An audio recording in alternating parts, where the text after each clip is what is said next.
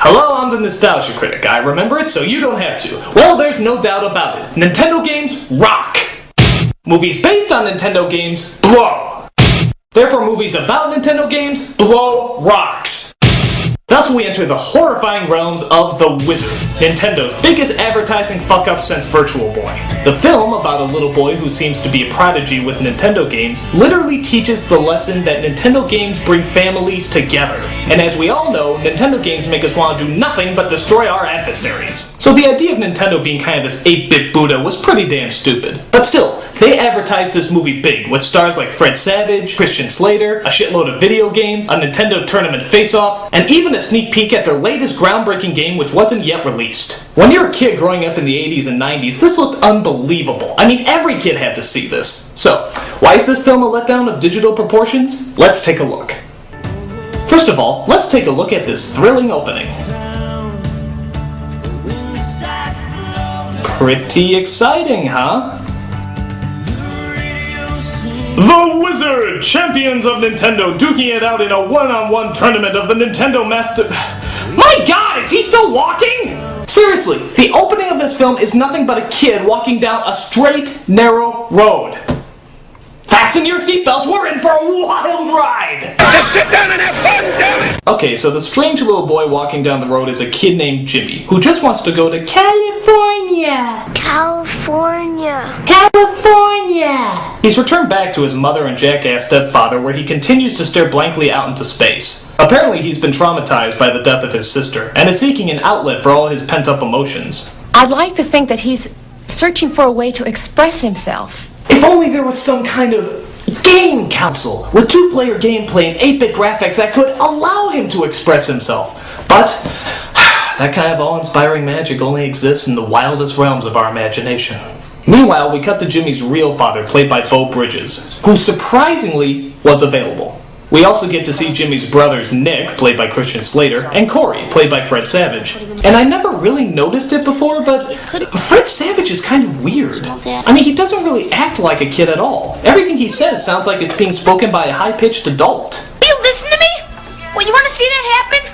Huh? You want to see him put Jimmy in a home? He kind of sounds like a male version of Dakota Fanning, and I don't think that's a good thing. You're getting awful personal, you know.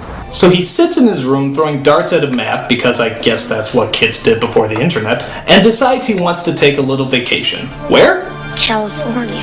No. California! California. So Corey decides he wants to run away from home and live in California. On his way there, he picks up his brother Jimmy from a mental home, where he literally just walks in the front door and steals him away.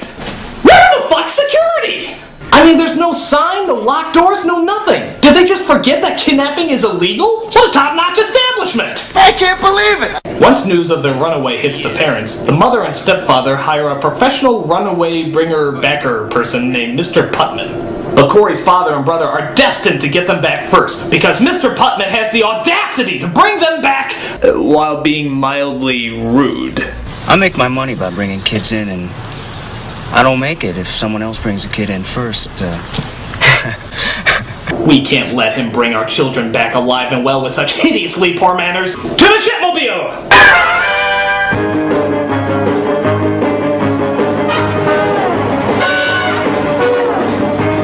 Meanwhile, Jimmy and Corey stop at a bus station, where they discover that Jimmy has a special talent for getting high points on Double Dragon. You got 50,000 on Double Dragon? There they come across Haley, a girl who also happens to be running away. It's his problem. Just shy.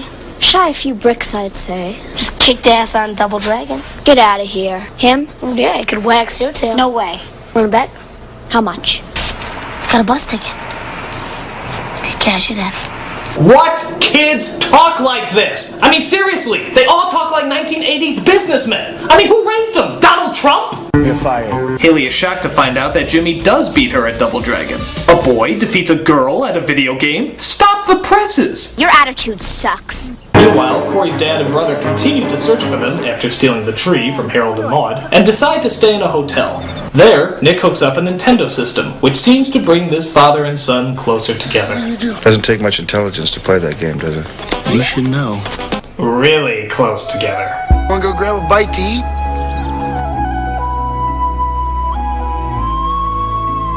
Really close together. I just want to let you know that I'm glad that I'm here. Really uncomfortably, unnaturally, unchristianly close together. You remember those trips we used to take every year? That was great. Yeah. Sleeping with my father. Nintendo. It makes you gay. Now you're playing with incest. Can't even talk to each other. We're in your underwear. Meanwhile, Haley tells Corey and Jimmy about a Nintendo competition where they could win $50,000. And you'll never guess where it's being held. California? Right you are, you little oddball. So the three of them go from pit stop to pit stop, conning people out of money by making bets on video games, which it seems are mostly played by a lot of middle-aged, stuck-up white businessmen. You know, the usual demographic. Now my brother over here, he could beat you. Go on. A child defeats me at the children's game? Oh, delightfully absurd. While gaining more and more money, one kid recommends Jimmy to the ultimate Nintendo master. He's good, but he never beat Lucas. Lucas? Oh, don't tell me you've never heard of Lucas. He's only the greatest Nintendo player that has ever roamed the universe. And where might we find this Lucas? Within the twilight of the full moon, when the sky is dark but the fire of the stars pierces through the night, that is where you will find Lucas. He's tough. He's cool. But most of all, he's bad. Nobody's better than Lucas. You the wizard? No, he is. Is he like a poster child for someone? Hey, Lucas, man, that was great. They say that he's less than a god, but more than a man. Lucas is awesome. Pick any game you want. I have 97 of them. 97? Know all 97 of them? That's impossible! Dirty Harry, Scarface, the Terminator, Lucas. Why don't you just make yourself useful and give me a cold drink? But not only is Lucas a Nintendo master, he is also the keeper of a greater magic. What could be so important he has to keep it in a briefcase?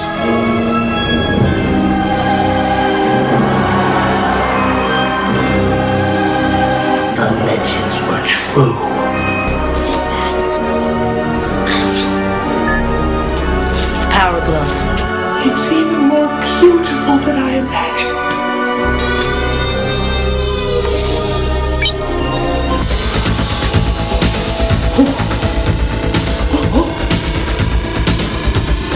Look out, Lucas! Look out! My God! Oh. He's a madman! A madman! It's like watching Michelangelo carve his beloved David, but with a clown.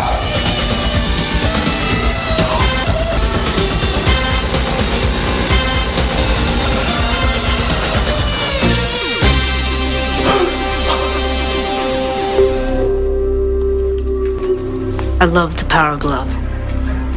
It's so bad. Yeah, well, just keep your power gloves off her, pal, huh? What? Oh, I'm sorry. I forgot to make room for your spontaneous romance that literally started right now. All this sexual tension gets to Jimmy as he runs out of the room, while Lucas tells Haley that he'll be entering the Nintendo competition too. But surely they don't have any openings. For gods. Is that right? Meanwhile, we take a look at the continuing escapades of Corey's family and the professional child catcher, Mr. Putman.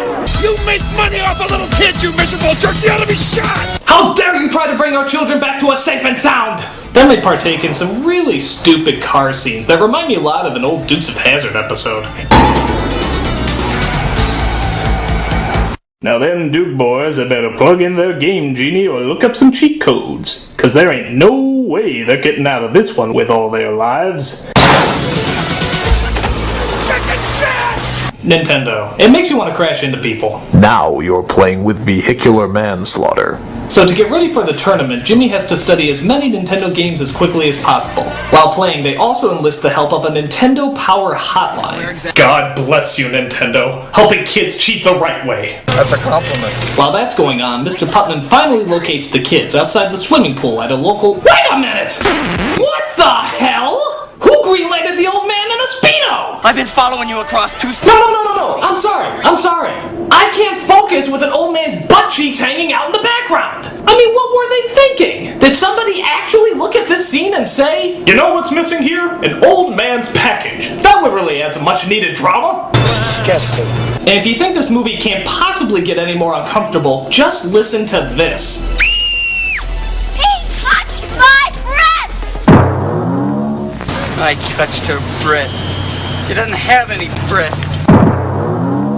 Put me down! Nintendo, it makes you want to touch children. Now you're playing with pedophilia. And that's just wrong. Corey's dad and brother aren't far behind when they come across a guy wearing Jimmy's hat. Where'd you get that hat? Couple kids. They owe me some cash. Hey, I'll tell you where they were going. Where? Lucas, darling. So the three kids make it to the competition that's held at the other shameful plug in this movie, Universal Studios, where they come across some very strange adults. Playing Ninja Gaiden. Hey! Come up here, my little beauties. Move it! You get to your station! You know, I think I finally figured out the main problem with this movie. All the 12-year-olds act like 30-year-olds, and all the 30-year-olds act like 12-year-olds. It's like a topsy-turvy world that only Hollywood's limited understanding of reality could give us. That's very funny. While there, they come across an old enemy. Hey, it's the wizard. Lucas. I brought my friends too. I wanted to show them perfection. You know, I hope you don't get nervous like last time, Liz. We wouldn't want you to whiz on someone. Oh. Let's just hope it's you. Yeah, look, Dork Lips. Oh. Mercy, Lucas! Mercy! But as Jimmy enters the tournament, we find that he actually does pretty good, and makes it to the final three, where they get to play a brand new game. A new game? You didn't say there'd be a new game! Nobody said this movie would suck either. Life's a bitch. Deal with it. Later we find that Mr. Putman has made it to the tournament too. He almost doesn't spot them until somebody gives away their location. They're down there. Over there! Hey! Lucas! As we follow them through a chase/promotional tour of Universal Studios, Putman finally traps them in the back of a storage room just above the tournament. But the kids have an ingenious way to escape. What the hell is that? What? An elevator? What will they think of next? Phones? Horseless carriages? Automated mobiles? I hate you. So Jimmy makes it to the final round where we find the mother of all brand new games is finally revealed.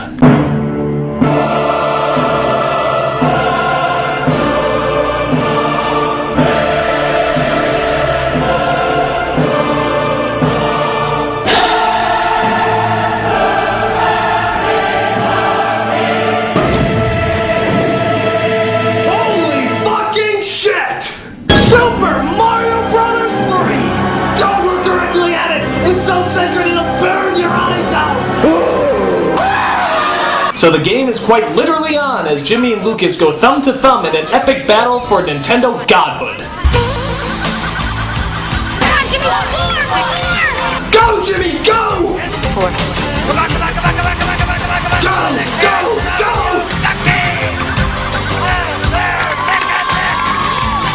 No, Jimmy, no!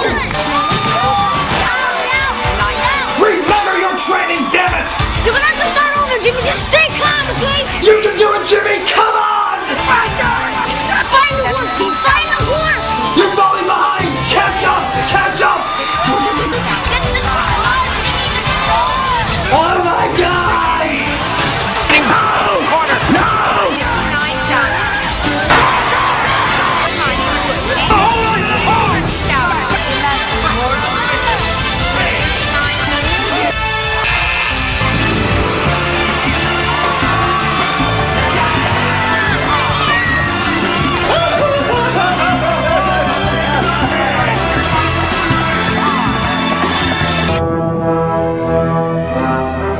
Don't worry, Lucas. You'll get him next time. So after he wins the tournament, everybody finally starts to head home. But Jimmy finds the dinosaurs that were in Pee-wee's Big Adventure and has to go in. So why did Jimmy want to go to California all this time? It's all of us. I guess just wanted to leave her in a place where she was happy. Wow, how phenomenally unsatisfying. I mean, how much more anticlimactic can you possibly get? If you're gonna have dinosaurs in a movie about Nintendo games, they better fucking eat somebody. Would it do any good? Bottom line, it's always more fun to actually play video games than it is to watch people play video games. And this movie is living proof of it. And on top of that, I think everybody's career actually got destroyed because of this movie. I mean, look at the director. What did he move on to? Just directing the majority of all the Malcolm in the Middle episodes. Okay, bad example. How about Fred Savage? Can you think of anything that he moved on to? What would you do if I sang? Okay, but I'm sure that Christian Slater kid never moved on to any kind of famous publicity. Okay, alright, Jimmy, the little child prodigy in the movie. Surely spending your entire life just playing video games can't get you any kind of fame.